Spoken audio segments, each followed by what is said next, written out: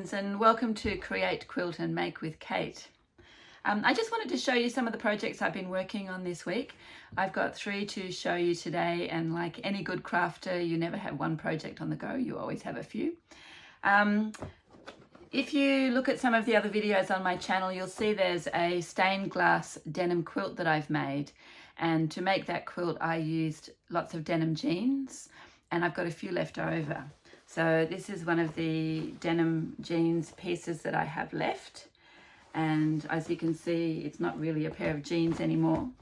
What I've done is I've used a pattern that I found online from a website called Sweet Red Poppy, and I've cut out a hat pattern, and this pattern was really easy to follow, as long as you stick the pieces together correctly, because I didn't the first time around. But if you follow the instructions, it works quite well. But I was able to just print it out on my home printer as an A4 format. It came as four A4 pages. And when you put those together correctly, here are the pattern pieces.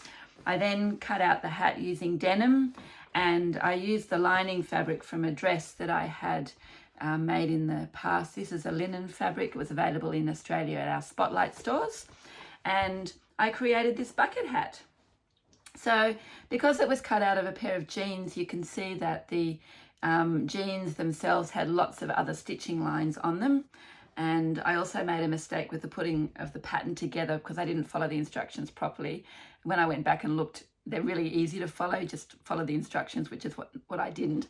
But you can see I've also had to make some adjustment repairs to the way I had to recut the fabric. But I kind of like all the mismatched lines on it. And then the lining on the inside is, as I said, from a dress that I've made before. And I even made this is the back of the hat tag, just from a little scrap of fabric. The flower on the front, I used Vlizo Fix. And for anyone who hasn't used Vlizo Fix before, you can buy it fairly readily. In Australia, I tend to shop at Spotlight because that's the shop that's closest to me. And this is what Vlizo Fix looks like. It comes on a roll, and you go to the counter and the staff member will cut it for you. And then they usually have an instruction sheet, or at least the store that I went to does. And it comes in a few different languages. Obviously English is one of them, but there are other languages on there as well. And it's fairly simple to use. I made a paper pattern for my flower, so I just drew this on a piece of paper and cut it out, and then I traced it onto the correct side of the Vlizo Fix. You have to make sure that you do a reverse tracing, because once you attach it to the fabric, the back of the fabric, it gets turned over. So make sure you follow the instructions for reversals, especially if you're doing lettering. And then I just traced out the flower shape, and then I fused that to the linen material to make the outside of the flower. And then I just drew a small circle for the center of the flower, and I did the same thing on a piece of denim. And then you use your iron to fuse it onto the fabric where you'd like it to be sewn. And then I just used a machine blanket stitch to blanket stitch around the edges so that stays permanently on there. Of course, you could hand stitch it. You could make different shapes. You could add extra embroidery embellishments if you want to, but Vlizo Fix is actually a really amazing product that allows you to do all sorts of incredible things, including lettering. And I'm not a big one for letters, but I've had to do lettering on an article for work one time, and the lettering was really easy. So it's a really easy product to use. Again, it's a Vlizo Fix. So I use that on my hat. But I love my hat. I'll take my glasses off so you can see what it looks like. So now I have a bucket hat. Because it's denim, it sort of goes with everything, but because it has the lining fabric for my summer sundress, when I wear that, it matches as well. So that's a project I've been working on this week, and it's upcycling. So it's using a waste product, and in fact, everything that I used for this product, or this garment or hat that I made, it was all scraps. I didn't have to buy anything for it. And I suppose there was a cost of thread in the sewing, but everything I had, I didn't have to buy anything to make it. So that was kind of fun. So that's the first project I've been working on. The other thing I like to do is when I store patterns that I like and have had success with, and particularly if I'm planning to use them again in the future, I like to put them into like a plastic sleeve, and I either take notes of the type of fabric I used, or I put in a little scrap with it and instructions. So on the inside of the bag here, I've attached a post-it note to give information about the pattern, any notes that I made along the way. And I tend to keep a digital copy as well on my iPad under OneNote, but you could use any application. And I just put notes of where I've kept the paper pattern, and the paper pattern refers to where it's on the digital. And that means that I can store photographs, scraps of papers, and when I go back to remake the product, if I want to make it again, then I have notes about any points that I got wrong or anything that I liked or didn't like and want to change. So that's another way to keep records of the crafts that you make. All right, so that's my denim hat one. I'll show you my next project. So this is the second project that I'd like to show you, and it's a scarf that I'm making using a large mesh stitch. So this pattern I found on a website called NordicHook.com. And if you go to that website, there's a whole lot of stitches, and really great ones actually.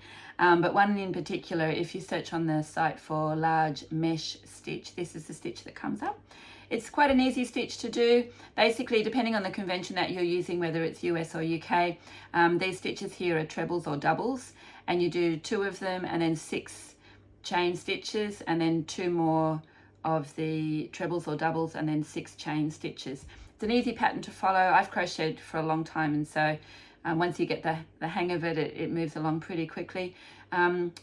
Even for a beginner, if you were quite patient, once you'd learnt how to do a few of the stitches, it would be quite easy to complete that one. So that's the large mesh stitch based or found on the NordicHook.com website, NordicHook.com. Yeah, so it's going to be great. I've only just started, obviously it's going to be a bit longer, but I've got a bit to go. The wool that I'm using I purchased at Morris & Sons, and I think they have 2 outlets. The one I go to is the one in the centre of Sydney, and they have all sorts of yarn. They have sock yarn, they have finger fine yarn, they have chunky yarn, and they have some embroidery supplies and needles and whatnot as well. So it's a great shop to go and visit if you're into crafts, particularly yarn crafts.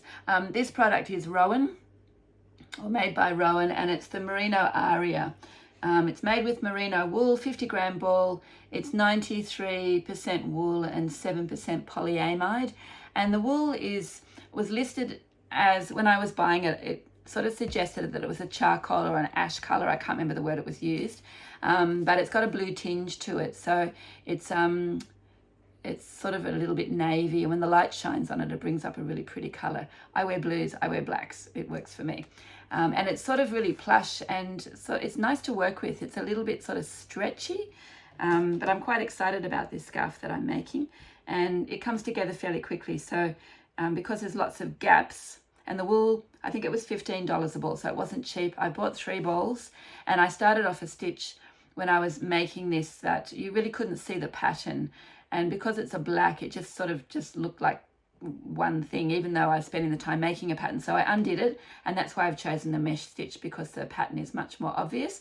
I think it will use less wool too. I think that $45 for a scarf is a little bit expensive, and Morris & Sons, if you return any unused balls within 12 months, then they will refund them. So I'm hoping that maybe I can make the length of scarf I want in 2 balls, and I can return 1 and maybe switch it for another product for another project in the future. So that's my NordicHook.com scarf using the large mesh stitch, and the instructions are all on the website.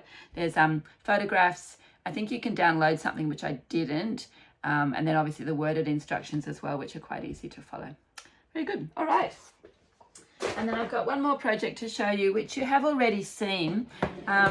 This is the project that I'm making as a scrap quilt, and I'm using up all my little bits of scrap. I'll just get those to show you. So any quilter or crafter who works with fabric ends up with lots of little pieces of scrap. And I had separated them out into their color blocks, and I was making little squares that were more or less one color, so blues and greens, and then I was making sort of red colors as well.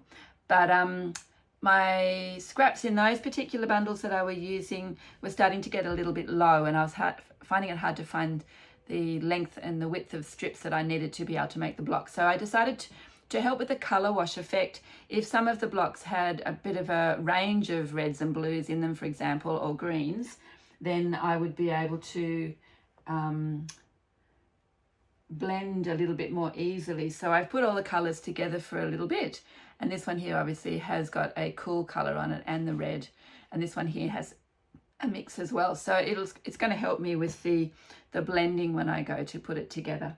I have these ones here have been made as a string quilt, and I've explained this before on one of my other videos. I use a little tiny piece of plain white poplin, and I've cut those. So my finished square, when I cut them like this, is 3 inches square. So the poplin I've cut about 3.5 or 3 1/4, just slightly bigger, because when you quilt them, it shrinks a little bit. So the poplin's about 3.5 or 3 1/4, and then when I attach the string pieces onto the poplin, it forms a backing that I don't have to remove. It adds a little bit of structure to the block, and I guess it adds a bit of warmth too. Once I've made the squares, what I do then is using waste batting. So this has come from the edges around another quilt and some backing left over from a quilt that I've already made. I pin them together, so there's a pin on this side and that side. And then I'm using the DMC cream embroidery thread in a size 8. It's a DMC pearl. And I'm just embroidering on them, and I'm embroidering sort of freehand. Every square is a little bit different, so I'm just making it up as I go. It's fun. So this one here, you can see the embroidery follows some of the design on the fabrics, so it follows the pattern. This one here does a little bit as well, but some of them I'm just straight line stitching straight across. This one here was an earlier one from the beginning. You can see that's got a little bit of blanket stitch. It's got some zigzag stitches on it, but every square is different, and I don't mind that it's different. Some of them I like better than others. I'm even using, on this one here, you can see there's some French knots on that one as well, up in this area up here. So just whatever takes my fancy. And then at the end, I'm going to sash those all together and turn it into a big quilt. I've worked out that if I make 20 of these across and 20 down, so it's square 20 by 20, I need 400 blocks, and I'm up to 89. So these ones here are all in addition to that, so I'm getting close to 100. I thought 400 seemed like a really big number to work on with scraps, but I'm already a quarter of the way there. And when I travel, I carry it in this little travel box. And I have another project in here as well, but I have my embroidery thread in there, I have my pair of travel scissors, and I have a few of the blocks pinned and ready to go, and a needle. And when I just have 5 minutes, when I travel to work, I often have to travel over a car ferry, so I have a few minutes just sitting in the car waiting for the car to go across the water. So I look out the window and I stitch, and it just gives me a little bit of time. But anytime I have 5 minutes, I can just pick that up and go. And then when I start to get low in here, like yesterday, I spent a day just making a few more blocks ready to go, and then I can throw them in here and stitch them on the run. And I'm finding it's a really good project that just uses up a few minutes here and there. So that's my 3 projects that I'm working on, and I'll keep you posted as I move along with those. But thanks for joining me today. Remember, any good crafter always has more than one project on the go. You can't just have one project on the go, because those moments are different. Sometimes you have a day when you have a few hours to sit and stitch. Sometimes you have time that you want to sit on the lounge with the family in the evening, and you just want a project that you can do out there. Sometimes you need a project on the go. So yeah, so get crafting. Crafting's fun. Anyway, thanks for joining me. Have a great weekend, and I'll see you on the next video. Goodbye.